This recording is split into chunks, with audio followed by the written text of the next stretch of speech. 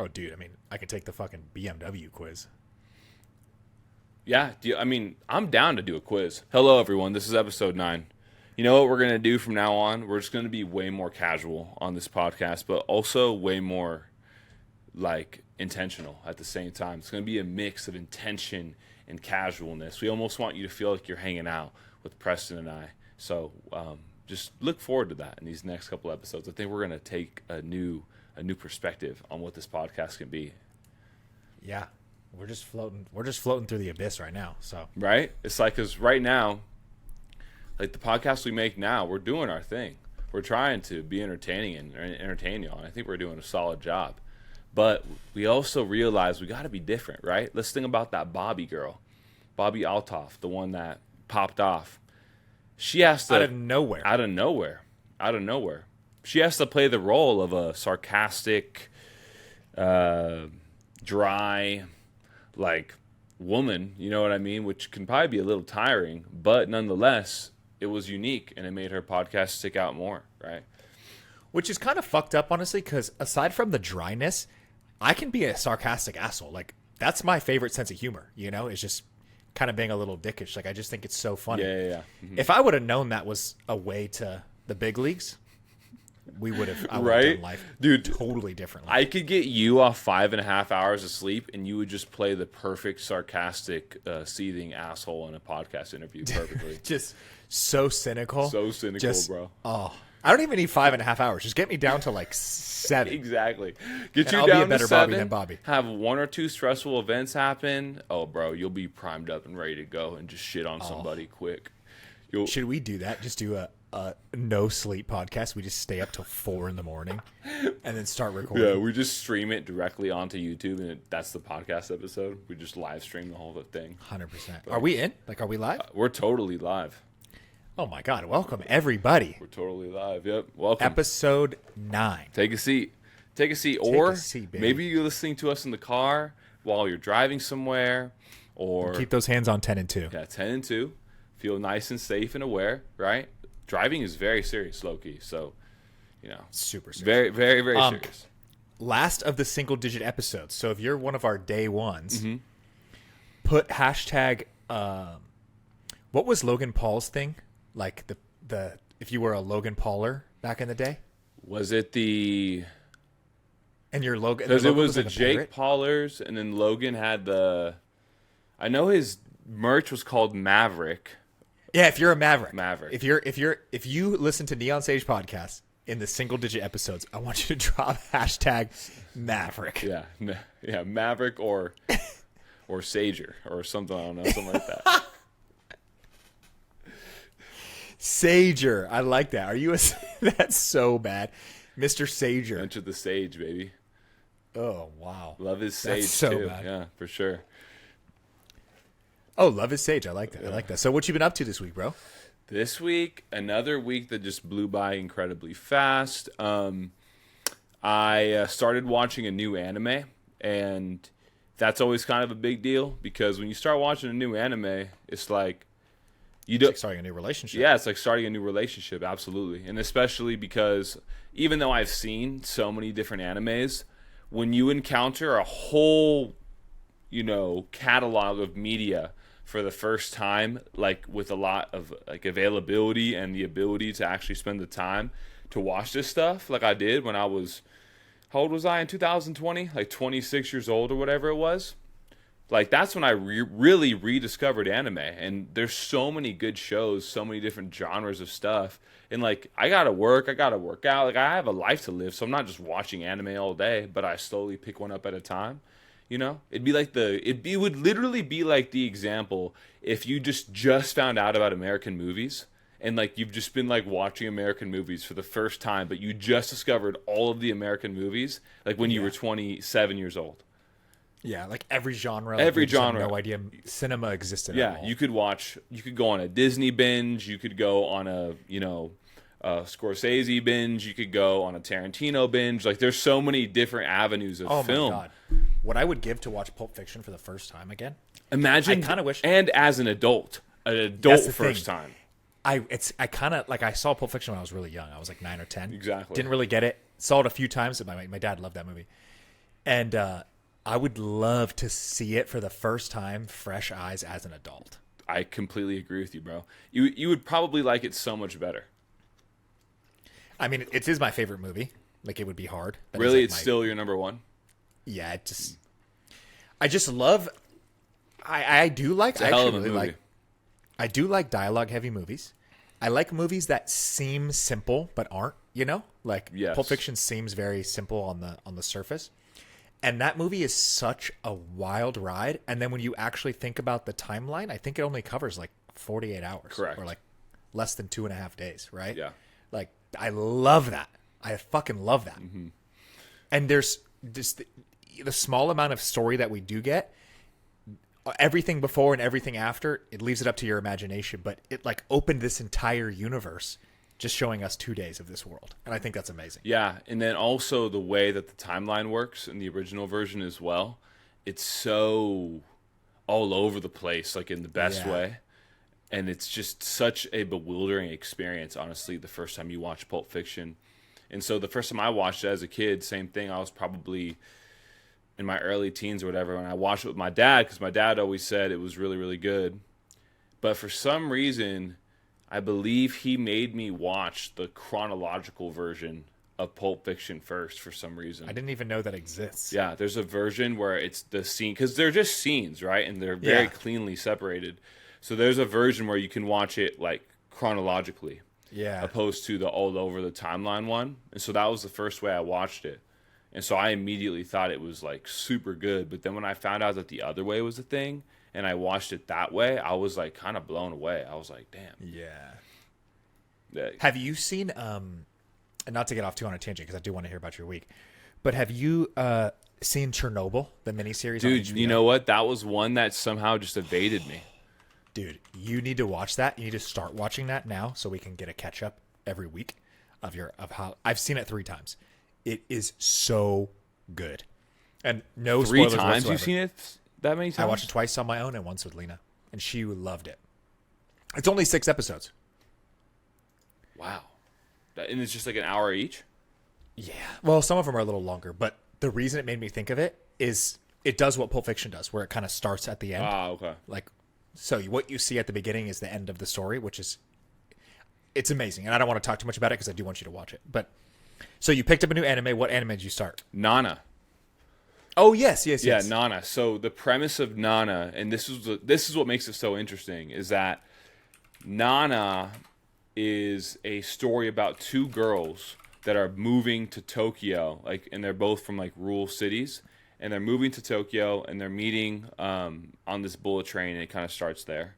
And it's like completely in the female perspective, and the aesthetic is just really interesting. Like, one of the main characters wears like designer clothes. Like, it's just like, it's very mature in some ways.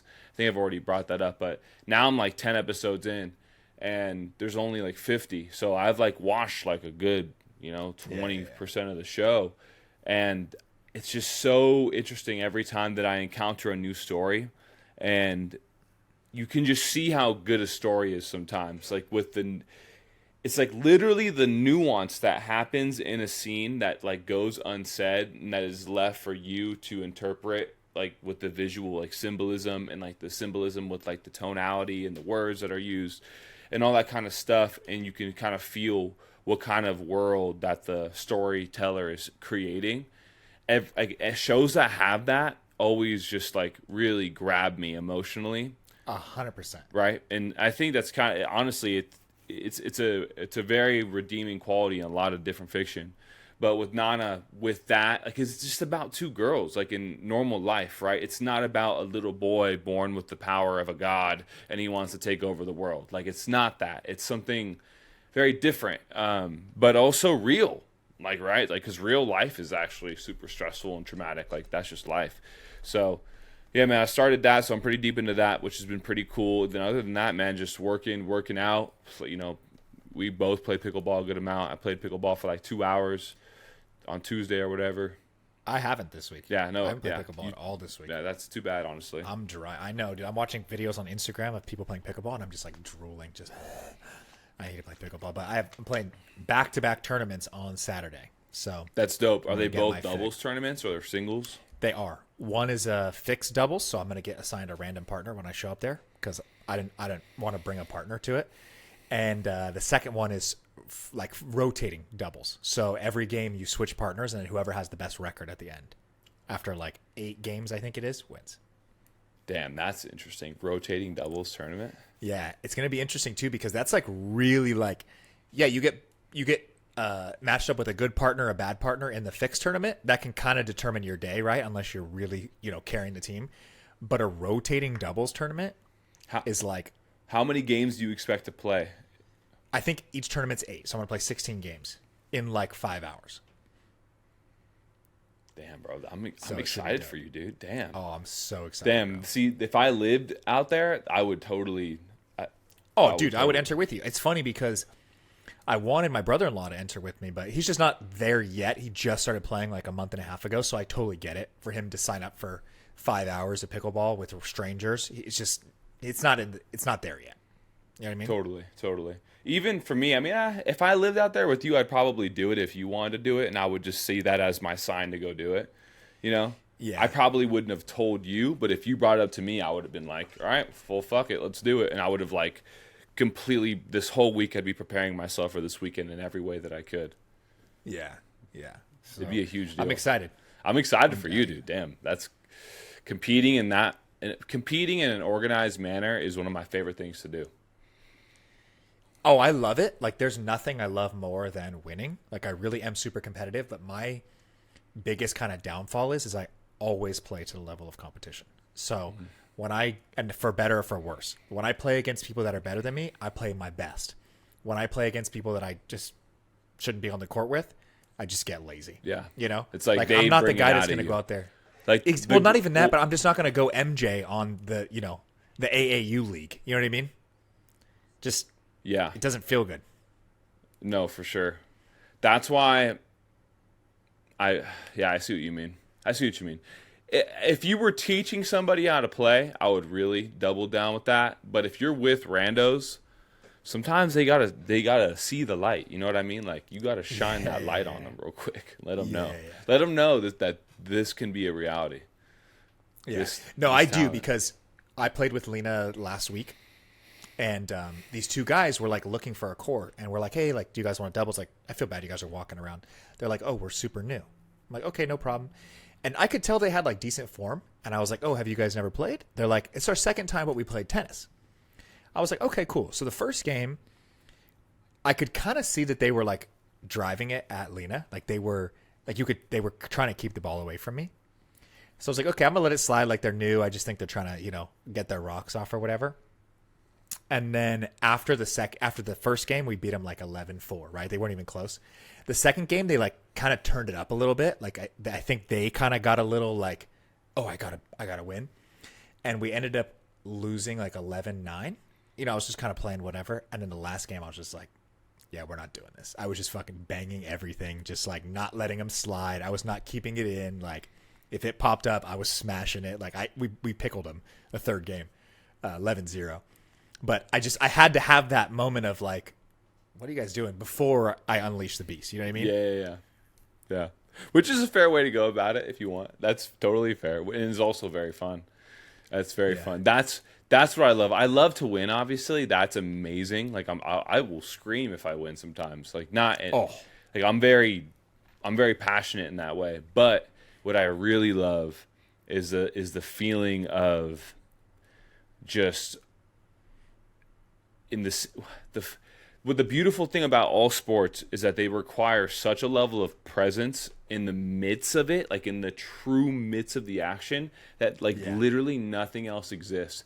And that's what I love about pickleball. It's so fast that you'll do things that you don't even know you're doing until you do them. Like, your instincts come alive and you do something and you're like, I didn't even really consciously think about that. I just did it. Yeah. And I love that feeling of being in that flow state. And that's why I love pickleball so much, is because the speed is just perfect. It's just like a perfect speed of a game for me.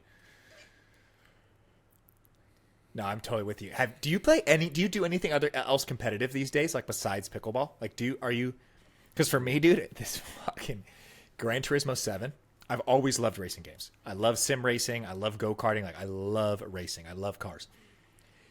Gran Turismo 7 has an online multiplayer, and it's like so good in the sense of like the game's a pretty good sim. Like there's some snobs out there that'll be like, oh, iRacing or whatever. But for what it is, Gran Turismo is pretty good sim. Their online matchmaking is so good. Every week they have 3 different races, daily races, and the races go every 20 or 30 minutes. So you just jump in, and it's based on lap time. So you're qualifying with people, and then there's like ratings on how competitive you are and how safe you are. So like if you're out here just like bump in and like you're never going to be in a good lobby. I'm an A-rated driver, which is the second highest. There's A+, and these guys are like legit professional drivers. And then there's a safety rating. It goes up to S. So right now I'm A driving, S safety. So I'm like the highest. I'm up there. Nothing gets me more mad than losing at this fucking game, dude. When I wait for the time to start, I get in the race, and like my race gets fucked up in the first, lap or two. I add whoever bumps me or whoever, I add them on PlayStation, and I talk so much shit to them, dude. Like, it just you'll gets me really so add mad. them on. You'll add them on PlayStation and actually message them, bro. Straight up, dude. I won't even show you. I know. I shouldn't even admit to You're it, bro. that but, like, guy. only with Gran Turismo. Oh like, my god, dude. yeah, dude. Let me see. No, I'm not gonna show you. Yeah. Maybe I'll find one that's not too. Go find one that you can live with showing. That's so funny, bro. Yeah, dude. I'm an open book, so I'm glad that everyone else is hearing this too. Yeah, something about Gran Turismo, something about fucking waiting for the game to start, putting up a good qualifying lap, and then having my race ruined. I get so fucking mad. I fucking get it though, dude. I completely get it. I laugh because I empathize. I empathize with the feeling of that emotion. Like in the moment, bro. Like if that happened to me and that's how that game works, and I knew that was the difference, I would be so upset the entire time. Well, dude, and then you got to wait another 30 minutes for the next race. Exactly, that's the problem. Like for example, the only thing I can think of that's similar to that in a way is Fall Guys. You ever played Fall Guys? Oh my god! You make a mistake you're like, you fucking piece of shit. Like, you know what's funny is of all games, like I get super mad at Call of Duty, super mad at FIFA, Madden. Fall Guys might have been the most infuriating, bro. Because you know why? Because it was so simple. Yes. If you mess up in Fall Guys, it's on you, Playboy. Oh yeah. You're like, oh my dude. god, and you just know you have to wait forever for the next game now. Yeah, dude. Oh. That's hilarious. Or when you get your hopes up and you finally get into like a deep round and then you just choke. You just shit the bed. You just shit the bed. Dude. When's the last time you played Fall Guys? Ooh. I probably maybe played like once in 2023. I don't even think I've played it this year. Yeah, I played it more like last year. Yeah, when that game got big, I played it all the time. Yeah. And then it fizzled out really fast. It fizzled out really well, it's fast. one of those games, right? Where it's just like, that's the game. That's it. That's it. The game really is the thrill of trying to be the last man standing. Yeah. Once you're done with that thrill, the game, take it or leave it. But let's say if we did a stream where we played Fall Guys for 2 hours on stream, I would have a blast, and then I would never play it again for a long time. I don't know if I could play Fall Guys for 2 hours straight. I could do it on a stream, like with the intention of like, yeah, that's true. Like me and you, all right, Preston, we're gonna stream at the same time. We're gonna be on each other's streams. We're just gonna play Fall Guys, and we'll see who gets the best placing. Out of we're gonna play an even amount of times, and whoever 10 gets games and then average. Whoever gets the best placing is the Fall Guy champion, and then kind of go from there. That's not bad. But we could do anything like that too.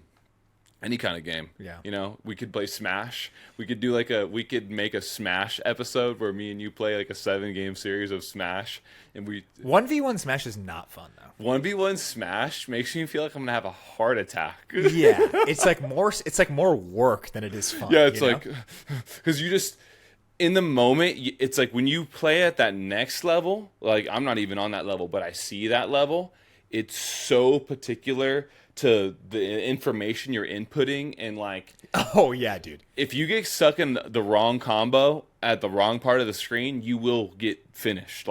I would love to see a comparison in eye reaction time to an F1 driver and a competitive Super Smash Bros. Just player. what they're seeing in the moment. Exactly. Like if you could see their point of view and see how quickly they react. Oh, that would be Yeah, so yeah. sick I to mean, you see. could probably do it where if you recorded the, if you could record the button impact on like a timeline, so button at certain time, like on a timeline, and then we could sync it up with the video footage of the game, and we could look at the different players.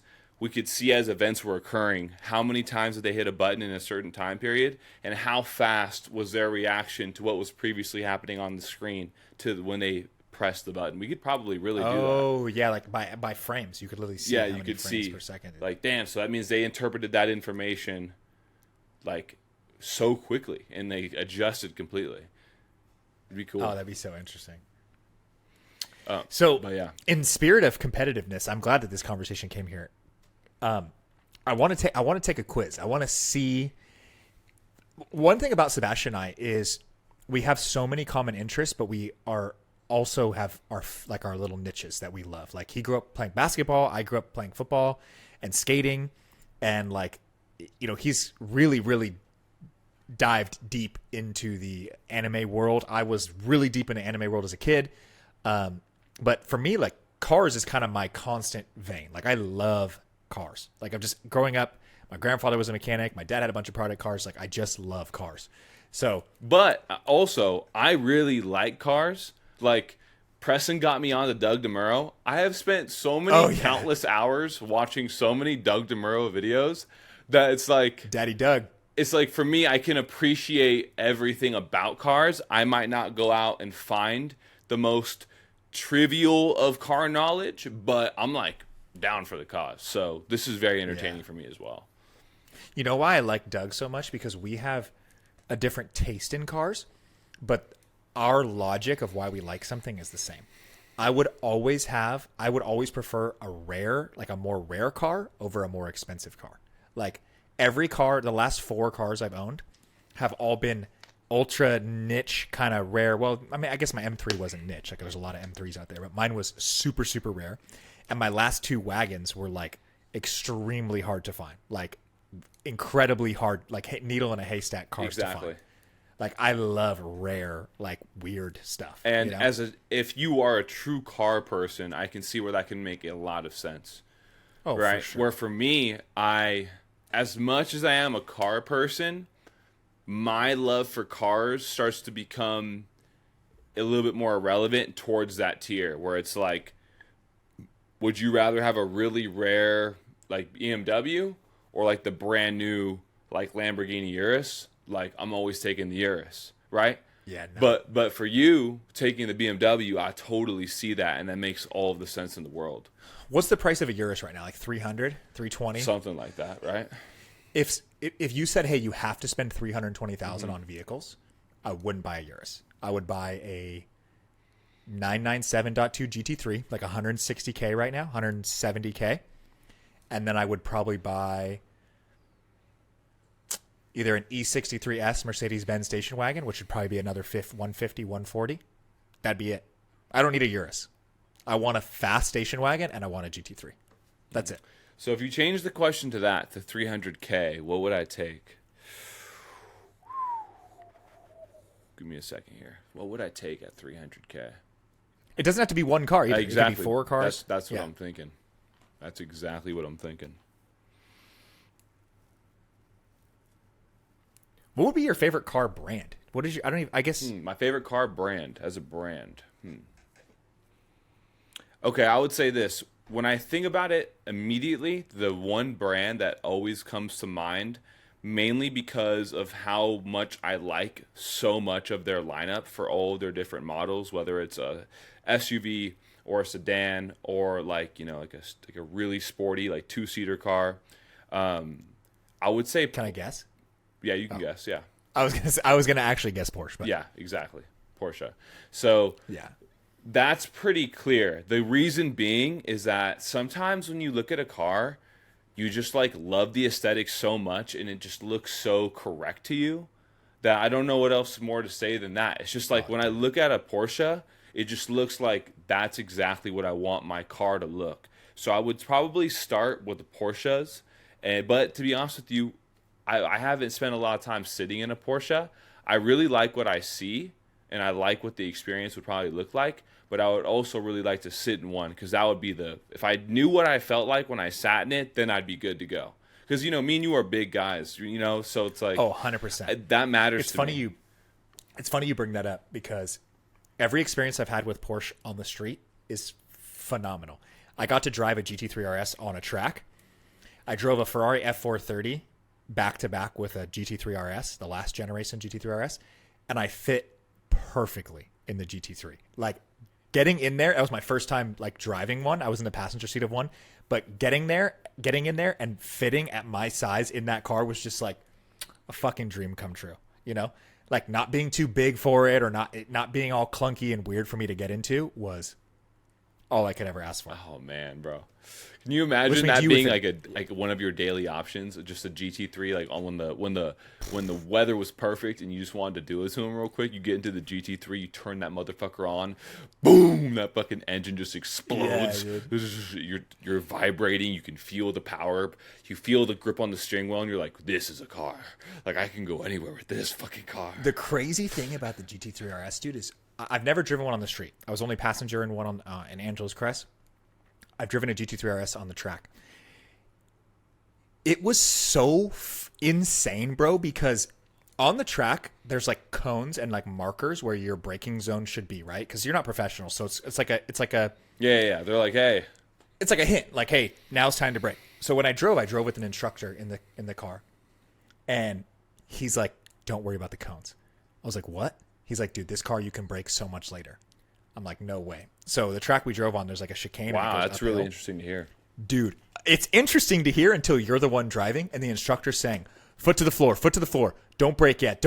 And you're doing 140 miles an hour uphill and you're like, okay, dude, come on. Like, what's the deal? He's like, trust me, keep your foot to the floor. It's scary as fuck. And then you realize like, oh, this car's totally got it. Like, totally good to go. Because it just brakes so smoothly at that speed. Oh, really? Dude, it's like it's the most insane experience I've ever had. That literally gives me anxiety thinking about that.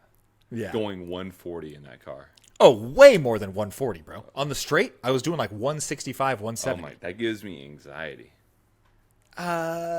It doesn't for me for some reason. Well, like, I'm sure here's the thing. It gives me anxiety thinking about it, but when you're behind that proud of a vehicle, you probably feel so in control that it's not scary at all. Yeah, for sure.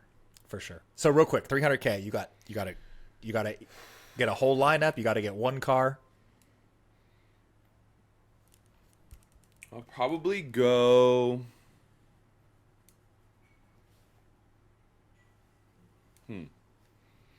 That's really, really tough, honestly, in terms of like what I'd specifically want to experience.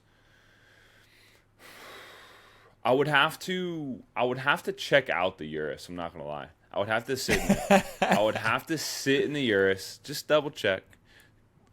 I might sit in it and be like, yeah, no, never mind. Like, no, there's no chance. You'd fall in love with it, bro. Really? I mean, think about it. It's just a lifted supercar, bro. I mean, the only thing I don't like about it is it's essentially just an RSQ8. It's like a fancy. Yeah, no, that's SUV. true. But it's like with a brand like Lamborghini, that badge is just worth. No, for sure. So and the much. thing is like you get in there, it's all Alcantara, it's all like fancy. There's all this RGB. Like, how could you not? Like, of course, if you're like a semi-casual or above casual car enjoyer, how are you going to argue with that? You like the way it looks on the outside. It's fast as all hell. It sounds crazy. Like, what is there? I would never buy that, not for that price. But how could you not like that? Like, if you already like the way it looks on the outside, it's game over. Yeah, and it just feels like just the feeling of getting out of a Urus when I drove to like the gym or like getting back inside of it after my workout, I would just feel. Or going to Starbucks in the Urus, it feels like it just feels like, I don't know. It's just that's my chariot. Like, that's the way I commute across the lands. Yeah. When people it's see so me, funny they see you me say that. Because for me, it was the exact opposite. After about 6 months of having my nice, cool, fancy car and driving the absolute piss out of it, every time I got into it sweaty, I was like, oh, I hate that I'm getting sweat in these seats. Or like anytime I put miles on it that were not just hauling ass, I was like, this feels wrong. Like, so much so that I bought a second car to do all that stuff in. You know what I mean? Yeah. Like, it's interesting to hear you say that because for me, I'm like way too neurotic, you know, like I'm way too. Yeah, you have a different relationship with what it means to you than it does to me. Yeah, exactly. Well, that makes sense though when you're more of a person that likes the rarity, especially. Oh yeah. So if you that's why you had to buy the less rare or less important other car, right? Just so you could do whatever you wanted. It's funny though because even my other car was like super rare. Yeah, exactly.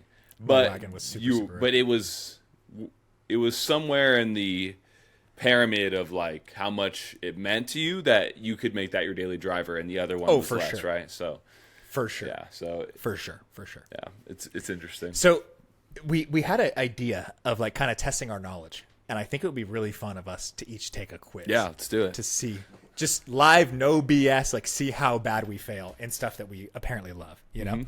Mm-hmm. I think this is a great idea. So did you? Yeah, you did. You sent me. Which car quiz do you want me to get? Either one. I haven't looked at either of them. So Are you confident that they're good? I'm confident that I'm going to crush it. Okay, let's see. Let's start with this one. This one honestly gives me good vibes. I opened it up and it already gave me good vibes. Is it the blue one? It's the carlogos.org one. Okay, let's see what that's about. I'm just setting it up. I didn't look at all. I didn't see if they were like multiple choice or fill in the blank or what. Okay, cool. All right. Oh, fuck. And here we go, baby. Question number 1. You were always the life of the party when you were driving this car. What is this pictured car? Option A, Cadillac Eldorado. Option B, Chevrolet Bel Air. Option C, Buick Riviera Boattail. Option D, Ford Fairlane. Buick Riviera, final answer. Buick Riviera, boom! Oh, let's fucking go. Get lit, boy. One for one. Oh, Jaguar E-Type, next. Can you name this pictured personal luxury vehicle? He says Jaguar E-Type. We ain't even got time. If you wanted muscle and class rolled into one, this manufacturer's car was your first choice. What is this pictured car? What is it? Corvette. It's a Corvette? Boom. Easy money. You're cooking right now. This pictured car premiered in 1969 in Japan. What is its name? Is it the Mitsubishi Galant, the Toyota 2000 GT, the Nissan Fairlady Z, or the Toyota Supra MK4? Fairlady Z, final answer. Survey says, boom, Nissan Fairlady, baby. Let's go. This car's manufacturer is far from a household name, but the results speak for themselves. What is this pictured car? Dodge Wayfarer, Ford Fairlane, Chevrolet Bel Air, or the Hudson Hornet? I'm going to do a reverse phone a friend. This is Doc Hudson in Cars. This is the Hudson Hornet. This is the Doc. Oh, it's this one right here? Remember from Cars? Doc? The old guy that teaches Lightning McQueen how to drive on the dirt? Oh, whoa. Okay, holy shit. This is him. It's a Hudson Hornet. Oh, wow, really? That's cool. If I'm wrong, that's going to be Boom, embarrassing. yeah, you got it. Oh, let's go. You're smoking them right now, dude. Oh, I could even tell You're you. 5 for 5. All right. Yeah. If you went back in time about 50 years, you would see these cars parked at all of the hottest spots in town. What is this pictured car? A Cadillac Eldorado, Ford F-100, DMC DeLorean, or the Dodge Wayfarer? Cadillac Eldorado. Cadillac Eldorado is right. 6 for 6, dude. Oh, shit. This beautiful machine looks like it was pulled straight out of Gotham. What is this pictured car? The Bentley R-Type Continental, the Rolls-Royce Silver Shadow, the Bugatti Type 575 or SC, or the Chrysler Windsor? Okay, this is like a crazy one-off.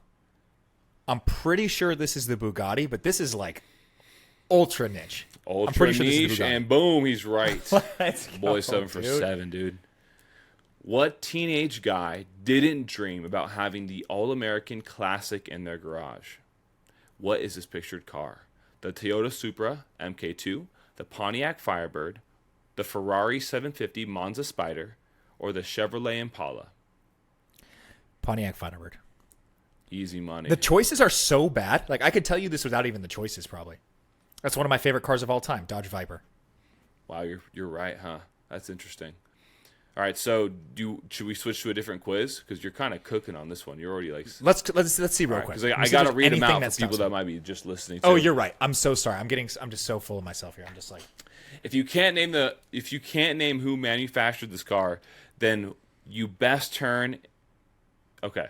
If you can't name who manufactured this car, then you best turn in your gearhead badge ASAP. What is this pictured vehicle? Porsche 911, Dodge Viper GTS, the Lexus LS 500, or the McLaren 720S? Dodge Viper. Easy money. One of my nine favorite for nine. cars 9 for 9. This car was developed in post-war America. What is this pictured vehicle? Ford Thunderbird, Lincoln Continental, Chevrolet Silverado, or the Opel Astra? That is a Ford Thunderbird, Sebastian. Easy money, dude. God, you really this quiz is insulting, honestly. We're almost positive we've raced this car in Cruisin' USA. What is this pictured vehicle? Ford GT, Alfa Romeo Giulia TZ2, McLaren F1, Lamborghini Miura. That's a Ford GT. Boom. Just still cooking. All right, we're 12 in. Let's go to 15, and if you still are 15 for 15, then we need to find something harder. This is okay. You know, here's the thing. I am proud of myself and impressed because these are a lot of old cars too. These aren't even like it wasn't like Lamborghini Huracan, you know? Yeah, exactly. Like these are pretty niche cars. Yeah, no, goes to show. I mean, because if I saw any of this, I would have I'd be guessing the whole time. You should guess first on these next ones. Okay. Can you name this pictured 1960s muscle car? Only 351 were produced. Alfa Romeo Giulia TZ2, Jaguar E-Type, Jaguar XJ220, Toyota 2000 GT. I'm going to say it's one of the Jaguars. I'm going to say the third option, Jaguar XJ220. No, it's definitely not either of the Jaguars. Is it the Alfa Romeo? I actually, here's what I think. Based on the silhouette, I was going to say the Toyota 2000 GT, but the 351 produced was kind of throwing me off. I don't know if the 2000 GT was that rare. I'm going to go 2000 GT. Final answer. Boom, 2000 GT. Easy money for you. Okay, this car would become James Bond's favorite ride. What is this pictured vehicle? Jaguar E-Type, Aston Martin DBR1, Aston Martin DB4 GT Zagato, or the Jensen Motors S-Type? I'm going to say... What do you think? You should be able to cancel out two of them. So it's not an Aston Martin? Those are the two that it is. Oh, it's okay. One of those two. Oh, okay. So I was thinking it was going to be Aston Martin or Jaguar because they're both British cars, right? Exactly. But remember the E-Type we already guessed. Remember the E-Type was like question 4 or 5. Yeah, so it's not and then E-Type. It would be one. My gut was leaning towards one of the Aston Martins, but I have no idea what the difference is. So here's what's throwing me off: is the DB4 is the James Bond car, but Zagato is like a crazy it's like kind of like Brabus. Like Zagato, they manufacture their own cars. Oh, okay. I'm gonna go DB4 only because that was the James Bond car. Yeah. Boom. There you are. She doesn't look very aerodynamic, but this is still a car enthusiast's favorite. What is this pictured automobile? The Muntz Jet, the Mercer Type 35, Aston Martin DB5, or the Mercury 8? This was one of my dad's absolute favorite cars when I was a kid. Like, these are so hard to find and restore. It's a Mercury. Really? That's a Mercer. Yeah, Mercury 8. Wow. I kind of know. Oh, this is easy. Chevrolet, right? It is a Chevy. Yeah. I know it's a Chevrolet, but after that, I have no clue. All right. The Bel Air. Yeah, this quiz was cakewalk. It was a Bel Air. Good guess. All right, so damn, I didn't think I was. I you didn't think I was gonna. Yeah, you shit on that quiz, bro. And it was classics too. I didn't even think I was gonna shit on it that bad. Yeah, no, you took a hot dump on that quiz's face. And I swear, for everyone listening, everyone watching, I did not look at that quiz before.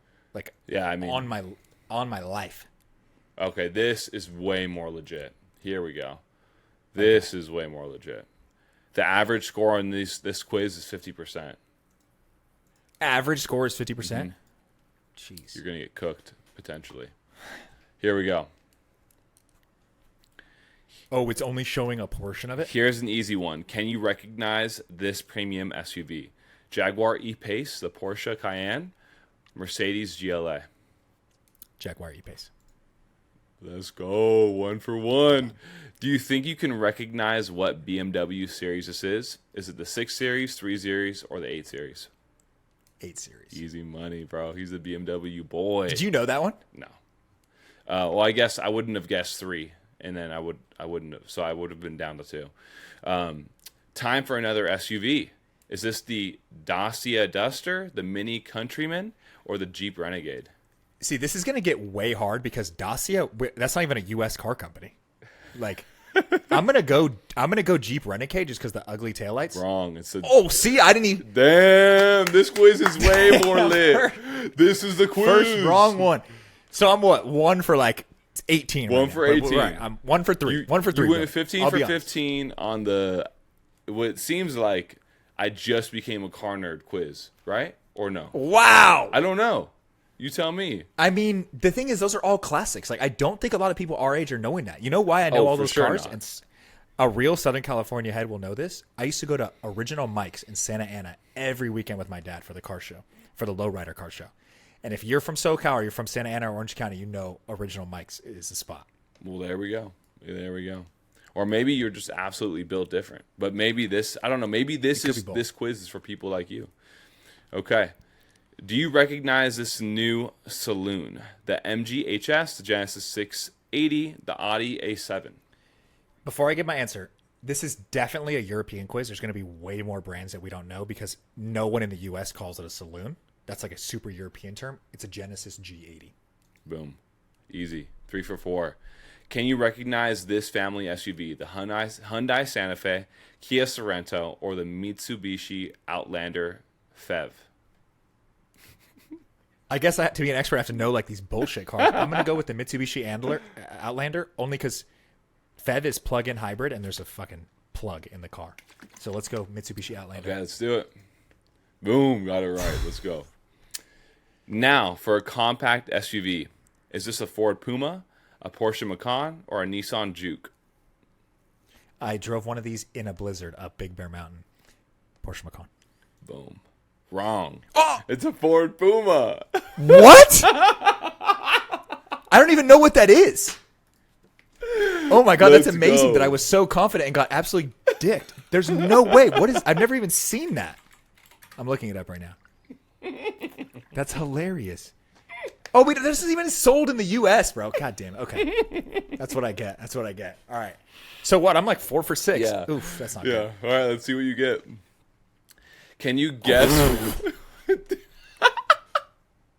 This quiz is so good. I love it.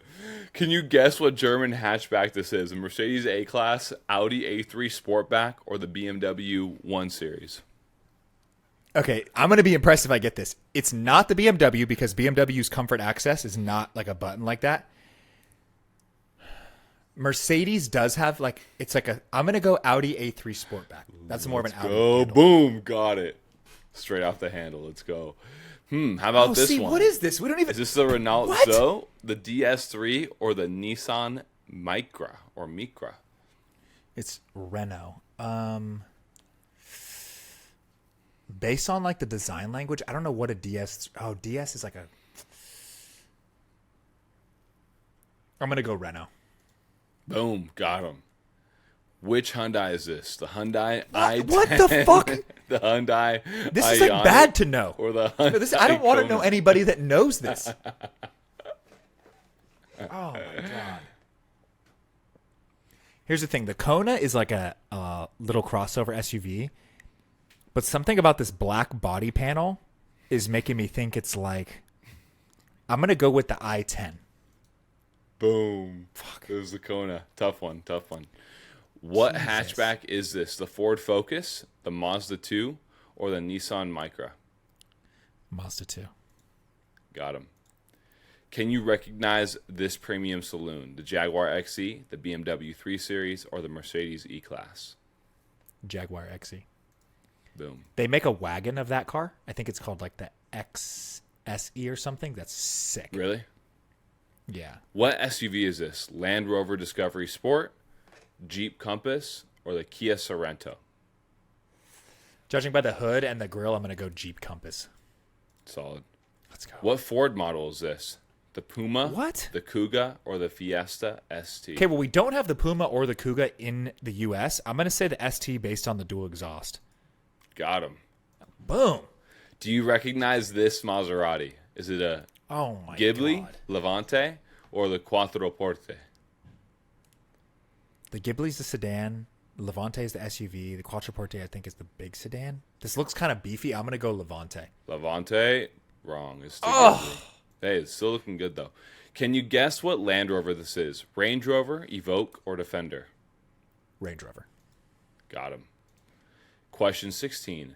What new hybrid Super Mini this is?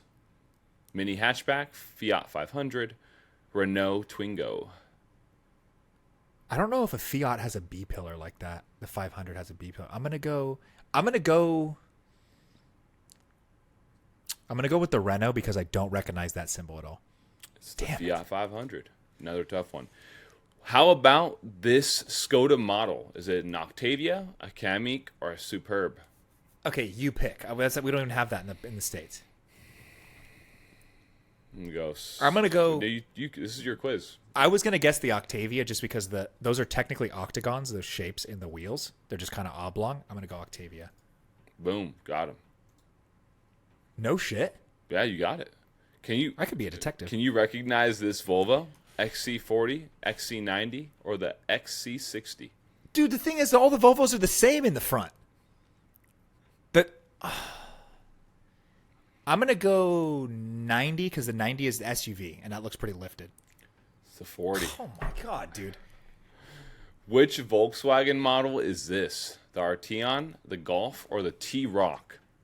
We don't have the Arteon or the T-Roc, but those are definitely not Golf headlights. I'm gonna go with the Arteon. It was the Golf. Oh my god! And I was so confident too. What is this hatchback? Is it the Vauxhall Corsa, the Vauxhall Astra, or the Vauxhall Atom? Those look like pretty sporty wheels, and Corsa means like race or like. I'm gonna go with the Corsa. Boom! Right. 65%. Jesus. The average was like 50 something. So. I mean, you did good. You got some hard ones, right? Yeah, that's true. The only ones I missed really are European cars and the. Yeah, you got like the really hard ones. Yeah, and you missed one. You said something was confidently the Porsche Macan. And it was the Puma. Did it not look like a? You know what it actually looked like is the Panamera headlights. It looked too like thin. Like it looked too like angly for a Macan, but I was like, yeah, you're right. The Macan has way more circular. Yeah, headlights. You're exactly. totally Yeah, right. yeah. I did drive it up Big Bear all the way in a blizzard though. Yeah, I remember you. I remember when you did that. Yeah. Damn, Bismarck. we should go on a fucking quiz show, dude. Oh yeah, I mean, I played Trivia Crack a lot when that shit was hot, and I typically smoked most people I played pretty bad. I feel like we did play that a bit. Yeah. Trivia Crack's the one where it would spin the wheel with the little characters. Yeah, yeah. I've always been a Enough of trivia this quiz guy. bullshit. Like, if you want to bring someone to a trivia night, I'm not GOAT tier, but I'm so much better than so many people that I will make, like, it won't be fair. I mean, I feel like I didn't have a great showing because the car stuff I knew, but I think that's kind of niche stuff. The state capitals one is embarrassing, dude. Well, it's just not that relevant, though, so... Okay, it's really not, right? I could do any math problem. I'll fuck anybody up in a math quiz. Yeah, exactly. And that for, you being able to find the circumference of a circle, is more impressive. Circumference is than 2 pi r. Yeah, so it's like... Is that the right formula? I think it is. It's 2 pi times the radius. Yeah, 2 pi r. Isn't that cool? Nobody fact checked. Dude, I heard some guy, he said this. He said, everything is numbers, right? Everything is numbers. Everything is numbers. So, like, music and sound are the numbers we hear with our ears. And, numbers on so many different levels. Exactly. Then, like, when we see geometry, that's numbers with our eyes, right? It's like, when you think of it like that, that is really so true. When you think about how insane sound is and music is, when you say the numbers that you're hearing, it's not only the number, the key, the octave that you're playing, right? But that number, that key,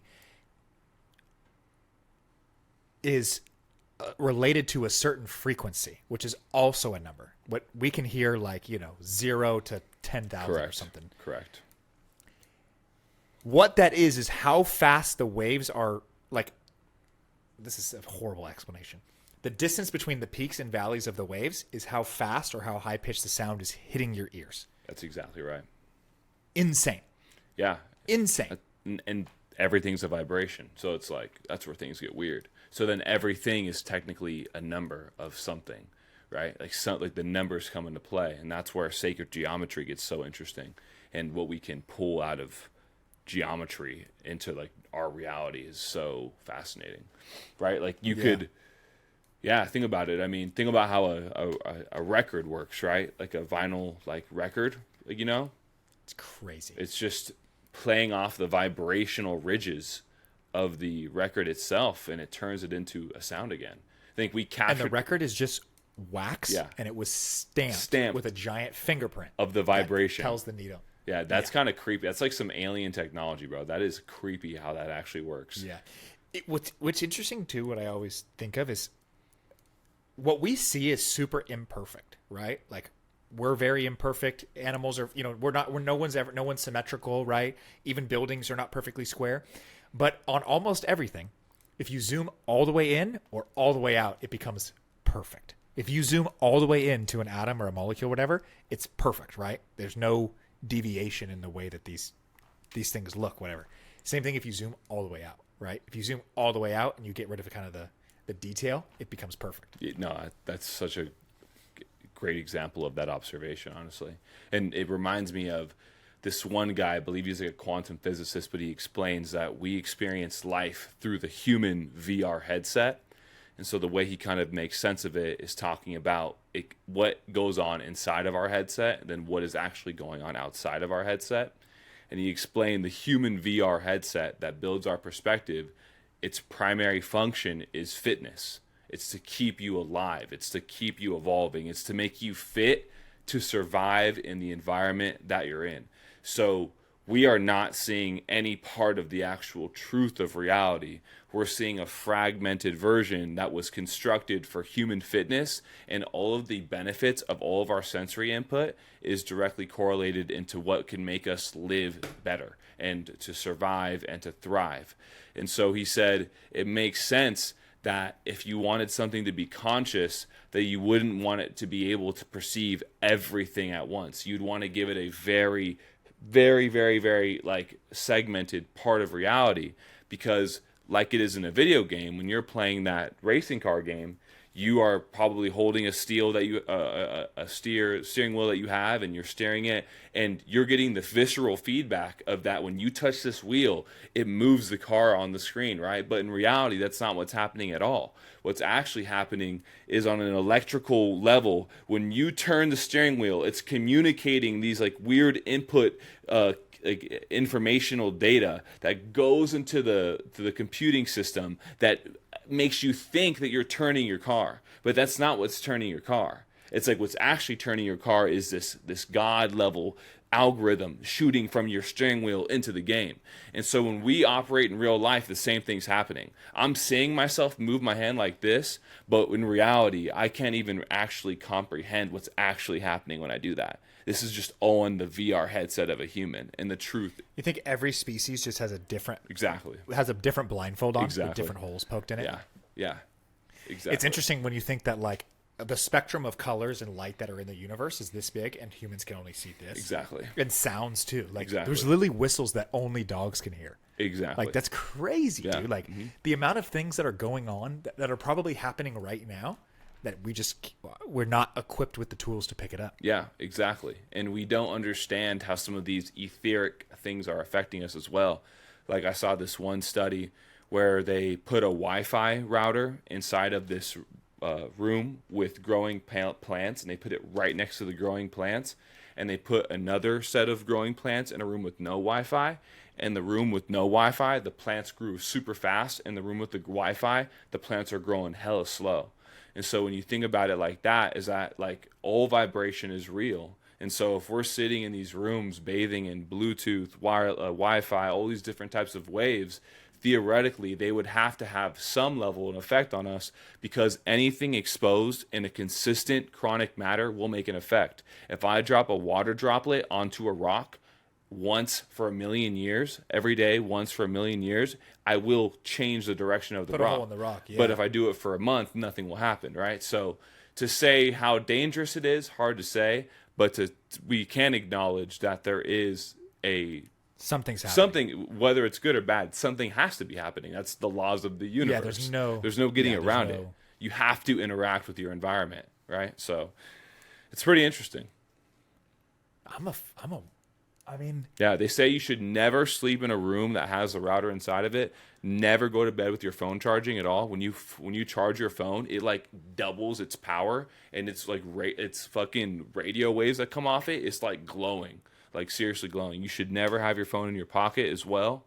I keep my phone in my back pocket. That's way better. That's way better, because those waves that come off your phone, they go into you have your nutsack right there, right? And they actually decrease sperm count. It's pretty interesting. So, and like, I'm not trying to cause fear. I'm just trying to like, hey, listen, I'm gonna still use a phone. Like, don't get it twisted. But guess what? I just like don't have my phone on my dick. Like, have you ever touched your phone? It's a powerful thing, bro. You got every question answered in a second. You don't think that's at some kind of a cost? Like, it's okay. Don't be scared. Just, maybe you live a little different. So that's how I kind of see it. I'd be curious to see, like, because we were at that age where, like, I didn't have a cell phone as a kid until I was like probably 13 or 14. Exactly. And even then it was just like a flip phone. Yeah. Like, we really had our most formative years as far as our physical growth pre-handheld devices, really. I mean, I had a PSP and maybe a Game Boy, but that's like a AA battery powered. Mm-hmm. Yeah. Like, that's not going to be, I mean, it's maybe toxic, but it's not as bad as an iPhone, right? Oh, exactly. Yeah. No, there's a lot of environmental things. And then you kind of think about, right, like, it's not a radio wave that comes off of your phone when you watch a video that's charged with a lot of emotions, but it affects your body in a similar way too. And so what would it do to your brain when you're receiving dopamine rushes that your mind couldn't have even fathomed it was going to experience when it swiped for an hour on TikTok?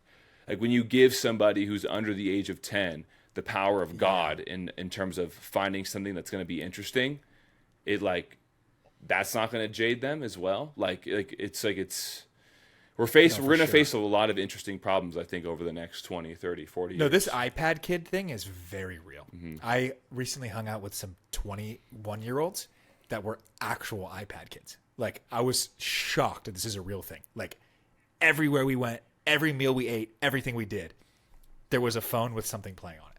I was shocked, bro. Yes, for real, bro. I mean, I try my best not to be on my phone all that much. I have some days that are way better than others, but yeah, man, it's something that is very real, very, very real. And on that note, this ended up being an hour 20 long podcast somehow, and we thought it was going to be like a 30 or 40 minute one. So here we are, baby. Here we are. Episode 9. Appreciate you guys. Everybody listening. Also, we got quite a few reviews on Spotify already, so thank you to everyone that's been giving us 5-star reviews. Appreciate that. Oh, really? Let's go, dude. Yeah. That's really cool. Any submissions for the Sage Cage? Any submissions for... honestly, I think we opened up a new box of worms here. Any quiz submissions, I would love to keep a running tally of just general knowledge quizzes, you versus me. Yeah. But yeah, dude, thank you guys so much again for the support. Thank you for listening. And we'll see you. Will there be a show next week? Are we going to record early? Because I'm going to be... Yeah, I'm open to doing that. So, yeah, if you want to, let's do it. All right. We'll see you guys. Preston's birthday is next week. So let's go, baby. Right. Next episode, I'll be 30. Depending when we record it, I might be 30. 30. Oh, yeah, no, you won't. Yeah, depending. No, you won't be 30. You won't be 30. No, I won't. Yeah. 2 episodes from now. 2 episodes from One more episode. Last episode of my 20s. Indeed. All righty, y'all. Love you. All right, see you guys.